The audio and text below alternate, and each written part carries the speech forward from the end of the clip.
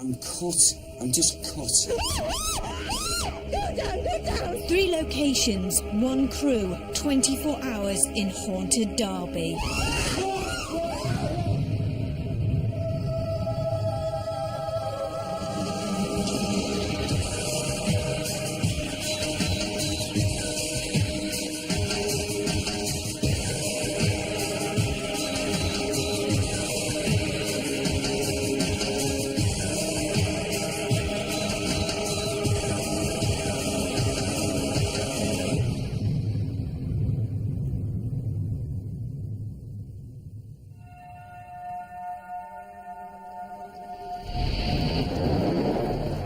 Hello and welcome to Most Haunted. This week we've come to one of the most paranormally active cities in the world, Derby. Normally we would spend 24 hours in just one location, but this week we're spending 24 hours in 3. Derby Heritage Centre, Lafferty's Pub and the Bell Inn. All of them have ghost sightings, paranormal activity, poltergeist activity, and also this week we have a murder mystery to solve.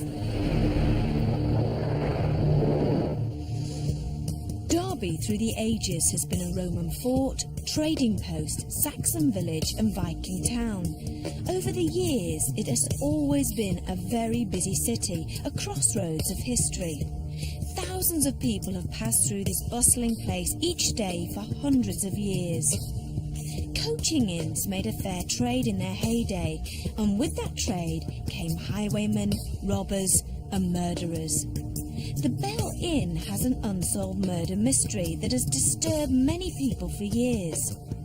An old boys' grammar school was built around 1554 on top of a burial ground of plague victims.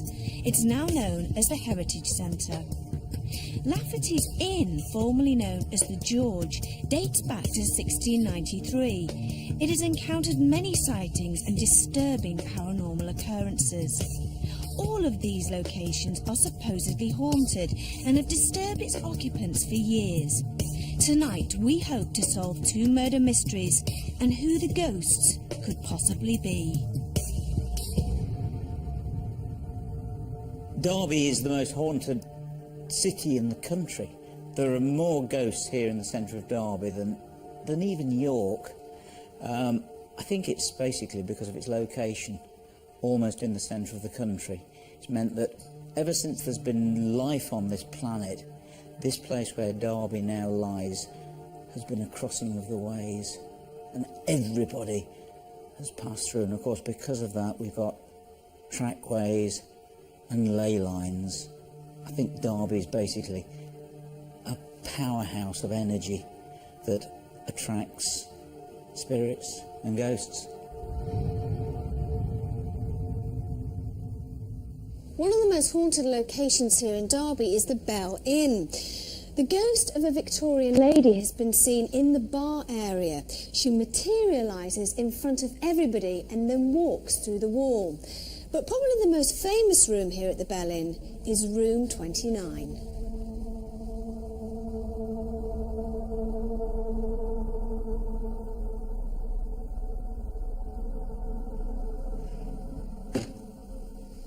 And this is the infamous room 29. Now the reason why this room is so famous is because the ghost of an 18th century serving maid has been seen in here many times. The reason why she haunts this room is because she was murdered in here by having her throat cut. Mediums have sensed her, the staff have seen her, and it's now basically just empty at the top floor. And the staff hate to go up there. A lot of them won't go on their own.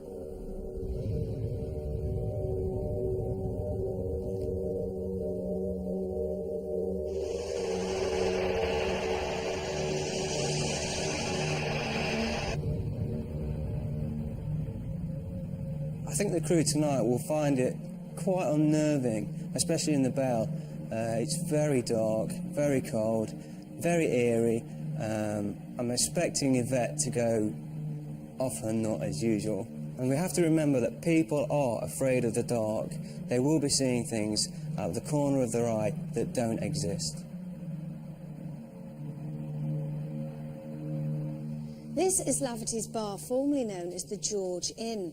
Now, in 1994, workmen made a very important discovery. They unearthed this human skull directly beneath the pub. And since then, violent poltergeist activity has been occurring here on a regular basis. People will be standing at the bar only to watch their pint glasses fly across the room. If they were holding a pint glass, it would smash in their hands. Also, the spectre of a Victorian lady has been seen on many occasions. So does this skull belong to the Victorian lady? Hopefully we'll find out later. Not only that, but there's an even more haunted room, and that's downstairs in Lafferty's Bar.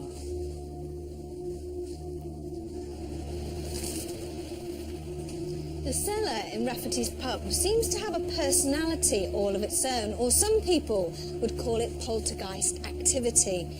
Things move down here of their own accord, and a lot of objects like to fly off this particular table. So what we're going to do tonight is do a trigger object experiment. We're going to place some paper on the top of this table, put objects on top. Hopefully they'll move on their own.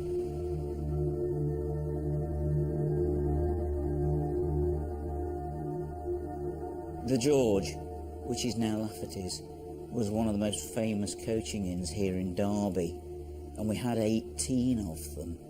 So much life and death went on in coaching inns that there's bound to be lots of sightings, but there's something rather special about that place, a skull, which has caused so many things to happen, so much poltergeist activity.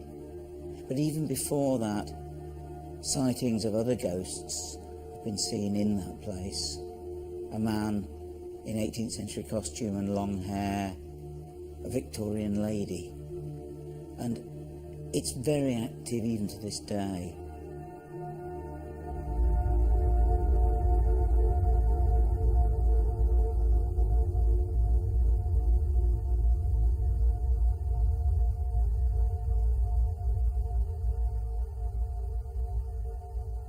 Derby Heritage Centre is actually built on an old graveyard, and the bodies that were buried here were victims of the plague. In Tudor times, the building was a boys' grammar school, and there's an awful lot of paranormal activity here. Now, one of the most common ghost sightings is that of a little boy. He's been seen upstairs in the dormitories. He wears a leather waistcoat and has blonde hair. He just walks around the dormitories and disappears through the walls. This place goes back certainly to 1554. It was a grammar school, and so there's been an awful lot of life and death gone on here, because obviously it was a boarding school, and there are some very interesting ghosts. There's footsteps, bumps and bangs, things move down here in the tea room, doors open, and people actually follow you up the stairs. You can hear footsteps behind yours. I was upstairs getting the mask off one of the dummies to prepare for the ghost walk. It was about 10 o'clock at night, and it was really quiet, and I was just about to take the mask off, and then I heard these sort of 2-3 kids come running up the stairs and come into the room, and I just looked round quick because I thought they were there, and there was nothing there, and they were just sort of walking towards me. And it wasn't in my head, it was just they were there, but I just couldn't see them.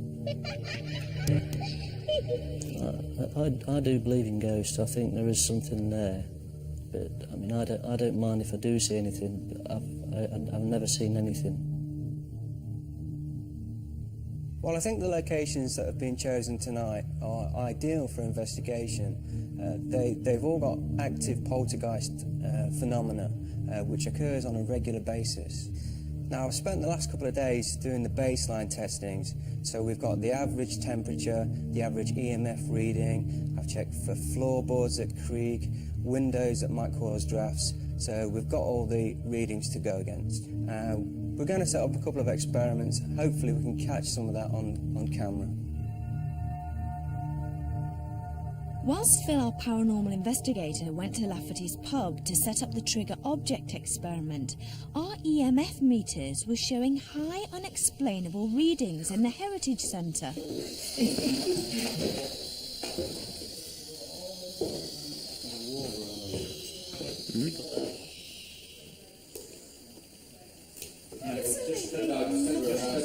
So something, see, this is what I can't explain. Something has made the EMF meters go off the scale. You know, why does it not do it now?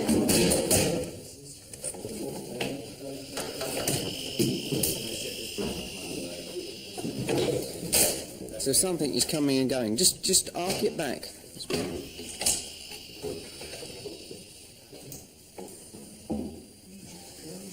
Now, listen.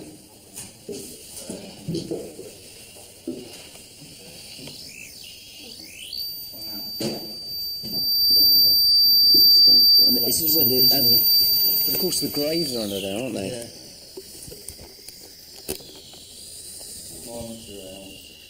Now it's back again.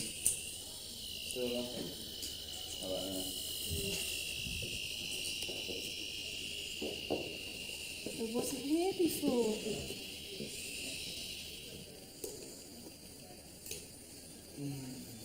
It stopped.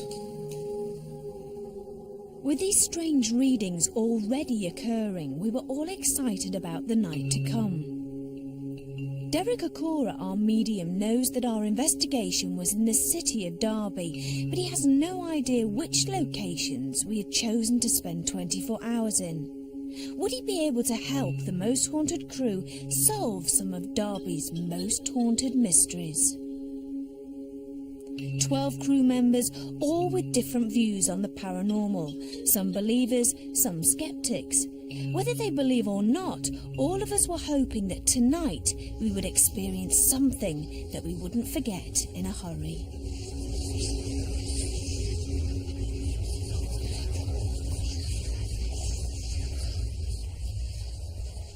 Derek Okora, our medium, was the last member of our crew to arrive. We could now begin our long night of investigating haunted Derby.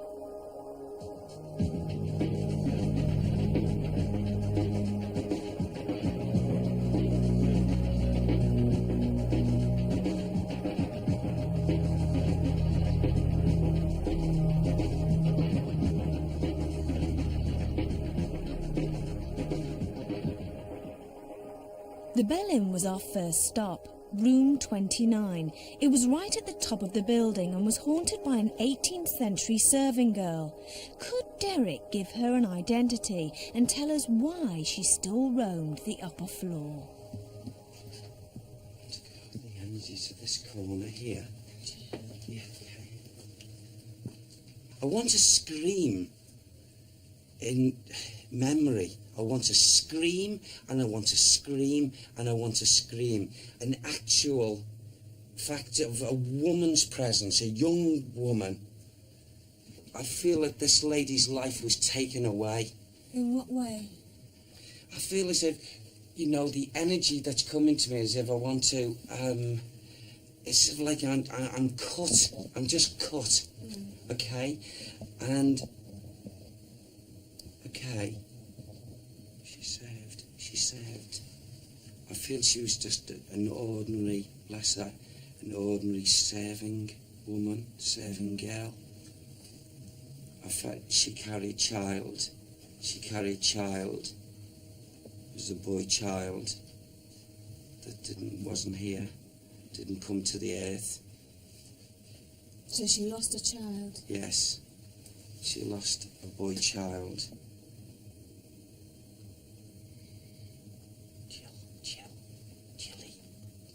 Sounded like Jilly.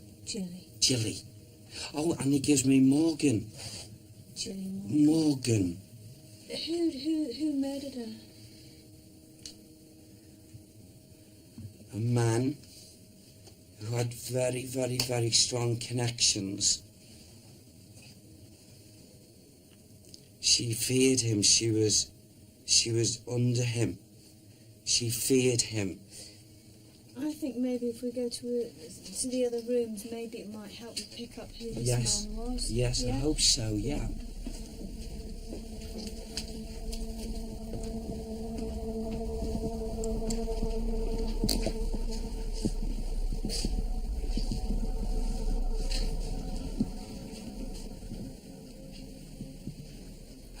Okay, thank you.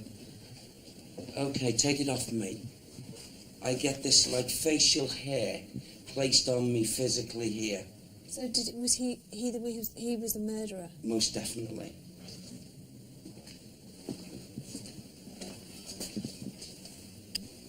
What are you doing? I just wanted to feel this here. This doesn't feel right, you see, to the energy I'm trying to link in with. I just...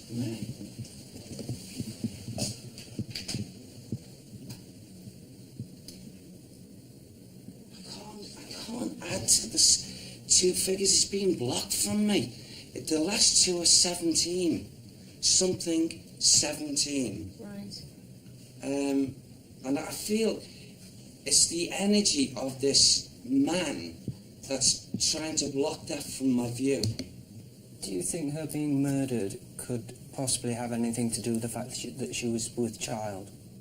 I feel that there's a great reason for you to ask that question. I feel that it's most definitely linked. Let's go into this last room. Please, yeah, Let's if go we into this last continue, room. maybe that energy will Yeah. build. I don't like this part. You up don't here. like this No, about- I no. don't know why. I can't put my finger on it at all. I feel the strong probability was that the child, in whatever way, was taken away, and then the actual killing. I feel that's what had happened. I hope I'm wrong with this, but I feel as if he's done this and taken away across the belly, so to speak, you know, to the child, and then the murder, well, he's just a barbaric beast, an evil, evil soul. Who is he? We need a name. If you can, Derek.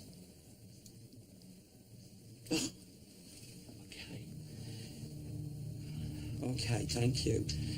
The one who did this and the one who still comes back here, his name is John. John. Now come on, Sam, a little bit more.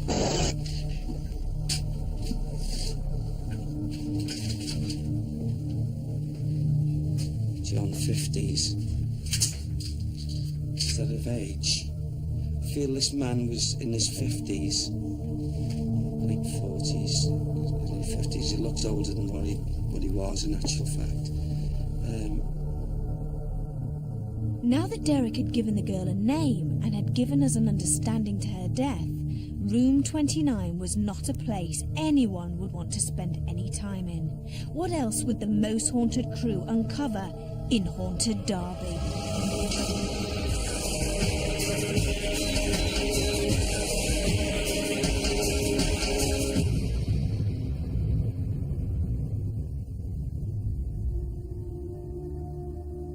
So Derek had given us an identity to the poor girl who'd been murdered in the Bell Inn. What would he pick up in our second location? A human skull had been unearthed beneath Lafferty's pub in 1994. The identity of its owner has never been found, or why they died. Would we be able to put an end to the mystery? Right. Okay, Derek. This is Lafferty's. Right, okay. A lovely pub, but Yes. steeped in history. Just want to walk around Yes. and have a little bit of a feel of Can the we place. do that? Yeah, of course. Love that. Yeah, great. Okay. It's freezing.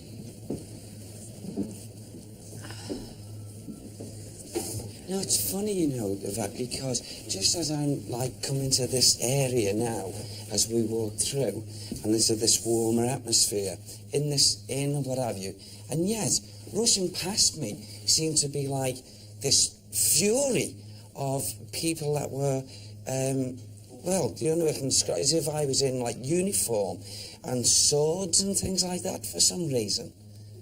And like, oh, that's better. Thank you. Right. I've got very short hair, haven't I? Suddenly I've got... There's someone with me. This is not residual, this is a man. He's there, he's here. Yes, he's with me at the back of me here. Ooh. And this long jacket, coat effect here. Very strong forearms with this man. Did you get the feeling he was associated with the place? Yes, Yeah. very strong. And the very thin man, but tall. And it's like his energy wants to just like walk, you know, and enhanced walking like this. Long, dark brown hair. Tall, but thin, not heavy set. Can you give me a name? Theo. It sounded like Theo. Theo. Theo. What's Theo short for? Is that Theodore? Theodore? Theodore. Theodore. Come over here because I want you to have a look at something. Okay. Yes. This was unearthed. It's a human skull. It's a female. A female. The point, bump, in there. So it was an instrument, okay, Yes. that punctured here. Right. It's him then. Can I just put the What do you connection say? together? It's him. You mean the man with the long hair and the... Yes, now I feel that he, okay, and the reason why he's grounded here is because at some point or other he would have done the damage to this individual. Oh, so he murdered the female? I feel would have done this, yes. Okay, and I keep on getting the name Theo. Theo, Theo, Theo. Who was this poor person that lost his son? Is that Sally? Is that Sally? Sally? Sal. It sounded like Sally. Right. Sally. Right. Sally. Huh. May I go up to the proprietor just a moment? Yeah. You didn't expect this, did you? Come. Right. Okay. Can I say to you, behind your bar here, okay, you should, in this last monthly cycle, this last month, I feel there should have been some kind of disturbance or connections around a person that works here in this inn, if I may call it. Because that energy's like surrounding me now. I want to go down, okay? Yeah. And say to you, activity, okay, downstairs would be more noticeable than up here. Would you understand that? Yeah. And that's because of the name Theo, okay? And it's up and down, and it would cause all kinds of, if you want to term it, paranormal activity down there. However, I want to say a lady in this place here, in this inn, would have experienced some kind of, I don't know, of touch, and it frightened a little bit, a lady. Because that energy is collectively coming around me as if to say, ha ha, I did that, ha ha, I did that, and this is Theo. Theo. Can I just say, Derek, you spot on with the man in the blue with the long hair. He's been reported. Okay, he's been A couple of reported. times, yes. Yeah. He's tried to draw his attention, and I feel he's definitely responsible. Can I know I shouldn't ask this, where in this place was this found? In the cellar. Good. this is Let's it. go to the let's cellar go to then. the cellar, please. Okay. Can I take that down? Yeah. Okay, we might be able to link in quite strongly then. So according to Derek, the ghost of the man dressed in blue could have been one of the soldiers that was responsible for the death of this woman. Yes. This skull definitely belongs down here. It was covered. Okay. It was covered. Yes.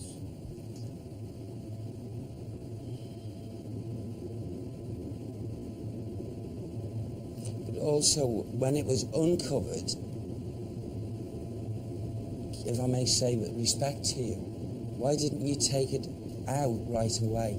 Because I feel it was found, spotted, but left there for a while. The story goes that it was unearthed and they left it there because they thought it was a recent body. Yeah. And the police and whatever it was called. Are you able to give us a date on this, Derek? Yeah. It's early 17th century, this. This is not new, okay? Do we know what connection those two would have had with each other? She would have been in awe of this man's position, and would have done, you know, it's like him clicking his fingers, and she was there to his beck and call. And which is very rare for me to pick up on anything psychometrizing of a sexual nature. But I feel definitely, again, we have something where this man had this soul under control. He most definitely killed this female. He killed her. It wasn't a sword, it was something very sharp. She's down on her knees and it's bump. Could you draw the instrument that you see or not? I feel it was something, it's more rounded that. Like this. That is something similar, and this part here come down, and you know, it's because she was down. There's just a feeling I get with it. I want to go down like this as if I'm pleading. It'd be interesting to see exactly what that type of instrument is called. Yes, We'll find that out. yes. It is like a mini scythe, isn't it? It's interesting. The picture Derek has drawn is very similar to a sickle. The sickle has been around since the Bronze Age and was used as a harvesting tool. In 1850 it was replaced by the scythe. The sickle's shape and design have been used as a working tool and as a weapon throughout the years. Our last location had encountered many strange paranormal occurrences. Derby Heritage Centre, once an old boys' grammar school, had strong poltergeist activity. Okay, Derek, this is the Derby Heritage tea rooms. Are you picking anything up in here? Well, interestingly enough, when I first walked in, I got this like flurry. That's the only way I can put it at the moment. Now, would you believe it? This flurry, I believe, is visitation. It's not evil, bad, or anything like that, but a visitation by children. Oh. However, there's also a mainstay, if we can just walk further up here. Yeah. Thanks. As if I go into this section, and then it seems as if I get then a transference of a man's figure that seems to be standing, firstly with his hands side on like this, and then like that. In actual fact, can I say, in this kitchen area here, I feel at times there are probably implements. We see cups and saucers and what have you. I feel as if things are moved here, things are shifted, things maybe even, you know, elevated and thrown. Now, I don't know if that is actually being experienced here, but I feel as if it should have been. Right. Honestly, I do. But, oh, here we go. That's better. The person that comes and links here, okay, the person who stands dead side on and does this, most definitely is John Cotton. John Cotton. John Cotton. John Cotton. John Cotton. John Cotton. John Cotton actually attended this when it was a school. Oh. One of the famous characters. Right. Now, this man and his energy, okay, would come here. Why? He just wants to stand here. You know, suddenly be standing side on like this and then doing that gesture. And it seems as if, you know, yes, I'm looked upon. You know, I've got this like uppermost respect for myself, meaning him. However, I've got this, I don't know, hidden agenda. And I feel, I don't know why I want to say this, but I feel he got into trouble over it. And I don't quite understand what it means. I know nothing of the building naturally, but I feel as if he'd do a number of things, pointers, send the taps on, you know. I wouldn't be at all surprised whether there's, at times, quite a lot of breakages. Maybe when someone was around, maybe that naturally you can check that out. Yeah. But that's, I feel very drawn to that. It's like he'll come along and go like that and watch the body language on the person who's in the physical and watch the reaction of them. Right. Yeah. John Cotton. John Cotton. Oh, so there you go. John Cotton was born in 1595 and was once a pupil at the grammar school at the turn of the 17th century. He became famous for his strong Puritan beliefs. He was threatened with legal action in 1632 as these beliefs angered many important people of his time. He relocated to Boston, USA. With all this new information, the crew were eager to try to capture some kind of paranormal activity. We had split into 3 groups to cover the 3 different locations. Richard Felix, our historian, Phil and myself were sent to the Bell Inn and Room 29. Other members of our crew included Rick, our cameraman, Stuart, Kath, our makeup lady, and Victoria. They went to investigate the Heritage Centre. And our producer Carl, Craig, our cameraman, Tom and Andy were to quite literally sit it out at Lafferty's Inn. Now we're going to the ladies' toilet because that's apparently where things happen. There's Craig, Andy, Tom and myself. You right, Tom?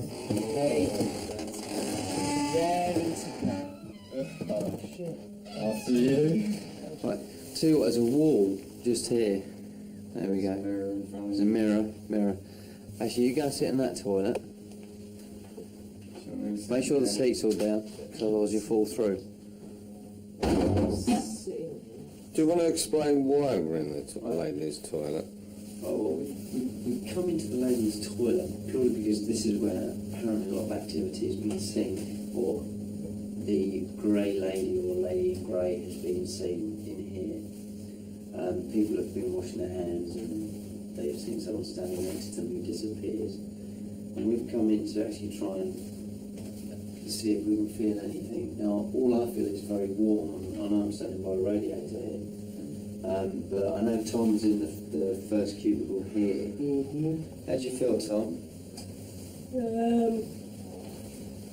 Calm. Do you feel frightened in any way? Do you feel... I can't say I feel frightened at all. No? That's probably me. Andy? Yeah. How do you feel in here? Do you... Well, as I said, it's just warm. I can't feel any, nothing. Oh. Nothing, sort of, oh, shit, it's all back off now. Maybe I should never have said that. Should we just look? If I don't sit on the toilet, I find that quite nerve-wracking. I'd rather sit down. If anything is going to happen, because it's warm in here, if anything happens, we're going to feel it because the temperature is supposed to drop. I don't know. That's actually a good point, Andy, because if the temperature drops in here, it's very warm. So I'll lock this off and let's see if anything happens. Okay, now let's go into room 29. Well, this is something I said I'd never do, because I stand outside this building sometimes 4 nights a week and tell the stories that spooks everybody to death about this room. And here I am, 2 o'clock in the morning, in this room. The only thing I can say I'm glad about is that I'm not alone. No, we're not, are we? You're right, Phil. No way must we leave each other. No. Checking how strong this Jack. Because I'm telling you, I'm not stopping near mine. Okay. Where do you think we should sit? In a corner facing the doorway. Derek was freaked, really, about this area here, in this room. So whether we should sit here... Let's sit down and do communication. Come on. Okay.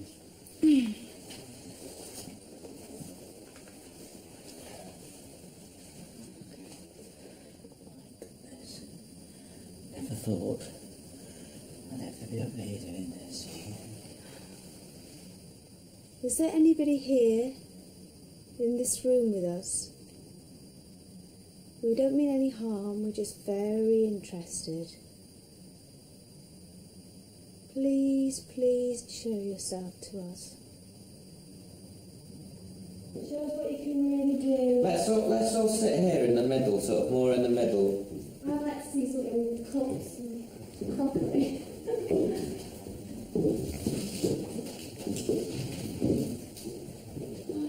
Let's all sit down here. Oh God, sorry. I'm sorry. I really am sorry. I'm jumping.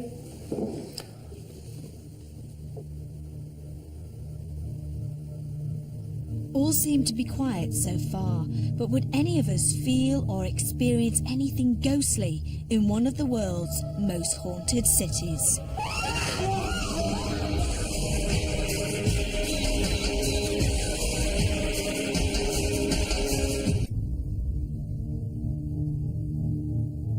The Most Haunted crew has split into 3 groups to cover the 3 haunted locations in Derby. Patience was proving to be the most important tool that all of us were having to use. If there is anybody here in the room with us, can you make yourself known to us, please? If there's anyone there in this room, please try to show yourself to us.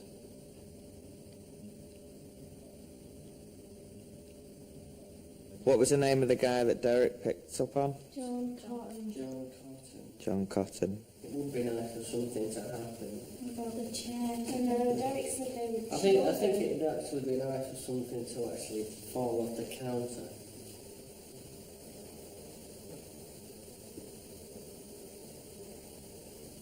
Candles really do keep playing tricks on me. That one over there. I know it's probably near a draft.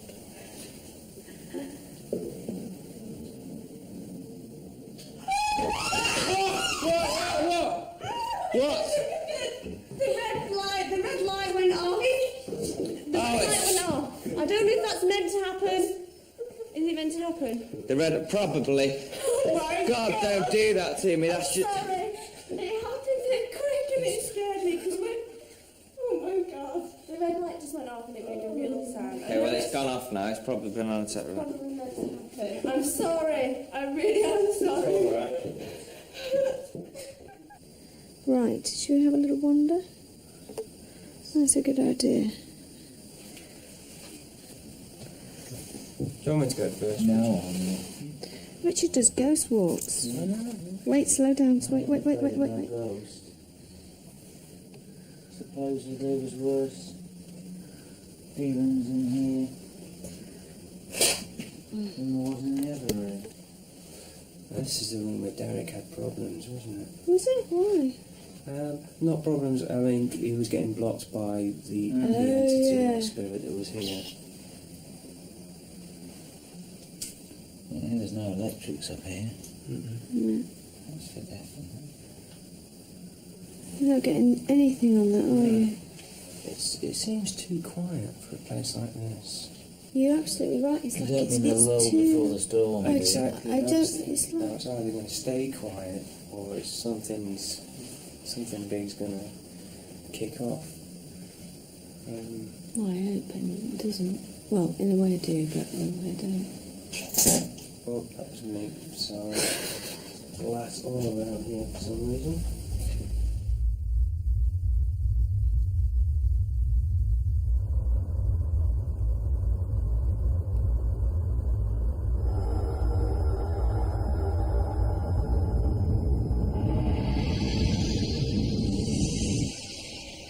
Try to show us you're here.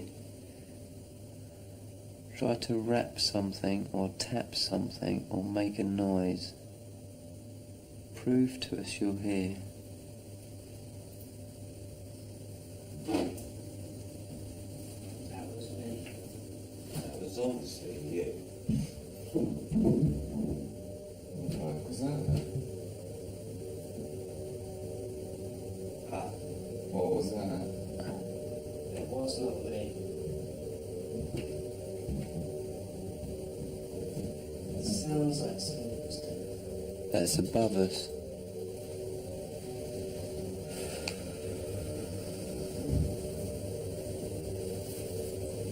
Looks like weighing off the tube.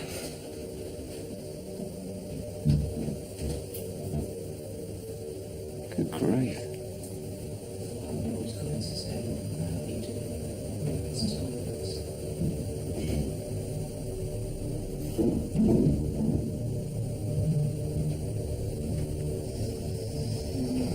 Listen. Movement was definitely heard coming from upstairs. The noises were not footsteps, but dragging and thumping sounds. At the Heritage Centre, Kath and Victoria had decided to venture upstairs to what used to be the dormitories in the old boys' grammar school, and where the ghost of a little boy has been seen regularly. Come on. Right, we're going up into the old dormitory. Oh,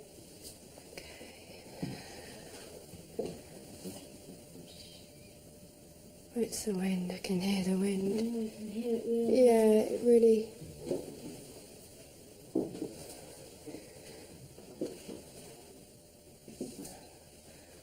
Okay, careful. Right. This, I think, is the room that used to be the old dormitory. Okay. This is where it's holding. Oh. Is it? Hold my hand. Hold my hand. Do you want to...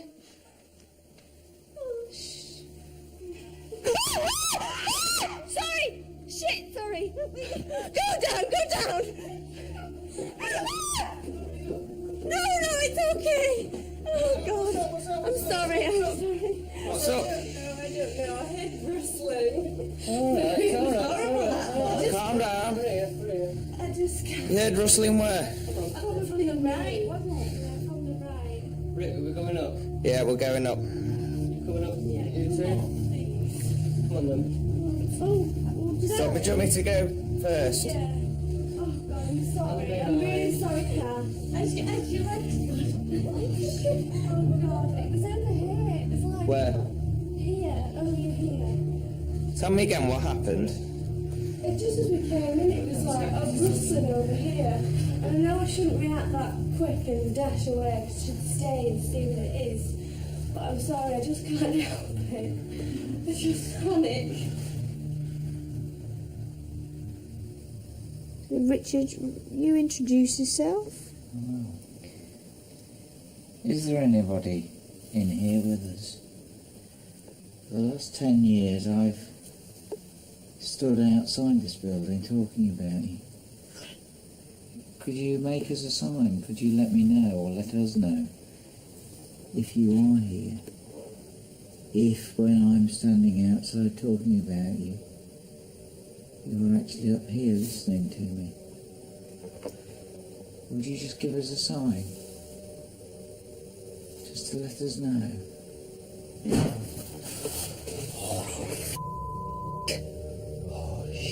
Yeah, then that. Yeah, but it could be a wind, it could be a draft. Couldn't possibly be. Why? No way is that sort of wind up No, here. no, there is not. Oh my God, don't leave me on my own, don't leave me on my own. Will you come with us? Yeah. We'll all go together. Listen, that door can't slam shut because Why? because it's the draft would be coming from the corridor. Are we locked in? I don't know.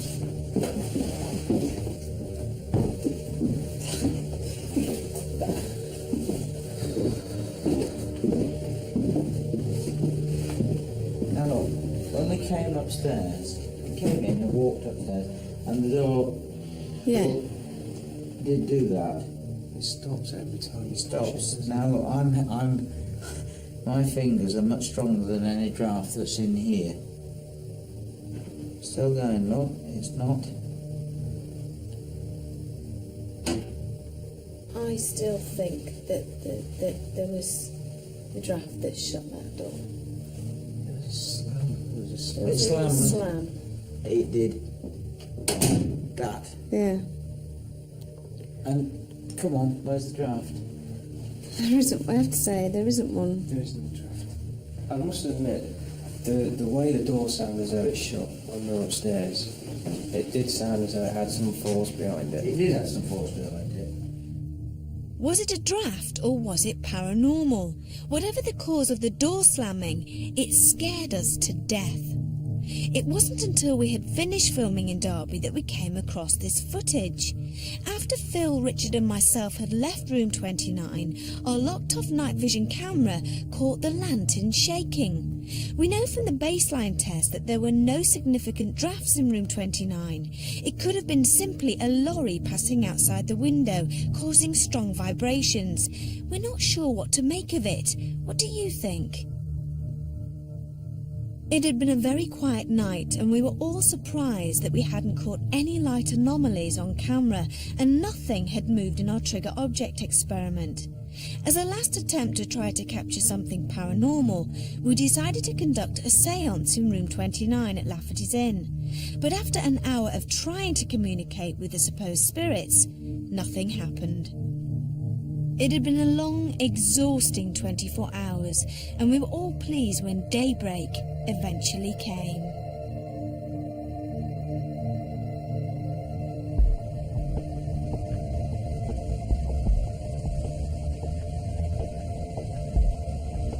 Well, as we commenced the investigation at the Bell Hotel, as soon as I went inside and to the upper floors, there was screams, and then suddenly to realise that this young lady's life, her life force was just being taken away from her. That was so sad. And then go a little bit further on the upper floors to then come into links with residual thought of the person that did this horrible act. That alone was like my baptism to Derby. I was a bit disappointed when we did the vigil with Yvette, Richard and myself. I was hoping for any kind of activity, and it wasn't until the last 10 minutes that we were there that the downstairs door was slammed too. Now, we went back down the stairs, checked it over, and unless you actually physically pushed the door to, there was no way that it could have banged. There was no draft. I'm not saying that's a ghost, but it is unexplainable at the moment. As usual, when our filming is finished, Dr. Matthew Smith watches through the footage and gives us his unbiased opinion on some of the experiences the Most Haunted crew captured during the night. When Yvette, Phil and Richard were up in room 29 and Richard asked the spirits to give a sign of some sort, and the door slammed just at the right moment. Now that could be a ghost responding to Richard's question, but also it could be simply a draft or some other normal explanation causing the door to slam. Would you just give us a sign? Just to let us know.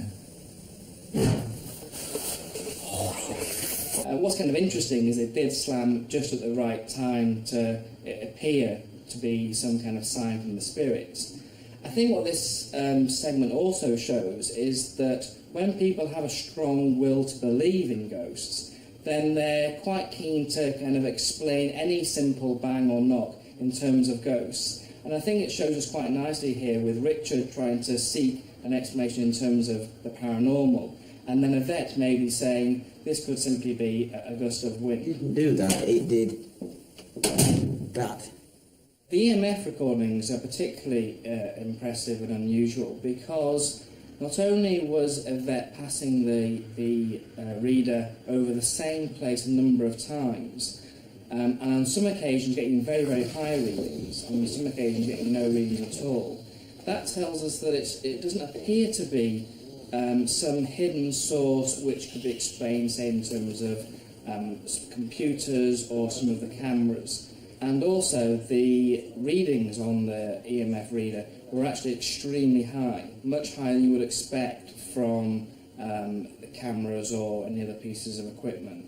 So they're kind of quite unusual in that respect. Whether or not that means there's some kind of ghost energy or whether there is some other still hidden source that we don't know about, I'm not too sure, but it's something that's worth investigating further. What? The red light went on. Well, here we saw Victoria was getting very frightened simply by a light going off on the coffee machine. And I think this perhaps shows us that when it's very late at night and you're in a location which you're told is haunted, and you're actually there actually trying to look for ghosts, then I think we can be set up into interpreting anything as being a bit paranormal, and also it frightens us when it's not what it comes at a time when we're not expecting it. So I think it just shows us that sometimes we can psychologically set ourselves up to be very frightened by something which would normally be quite mundane and simple. Sorry! Go down!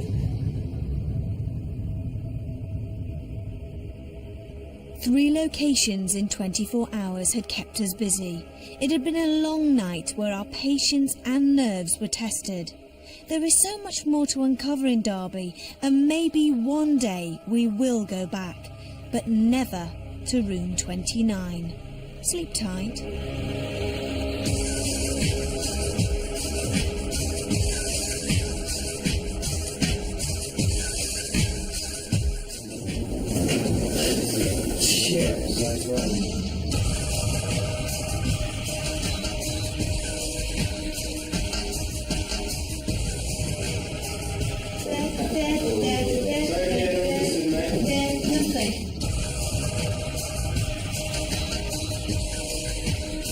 You tried to show yourself to us.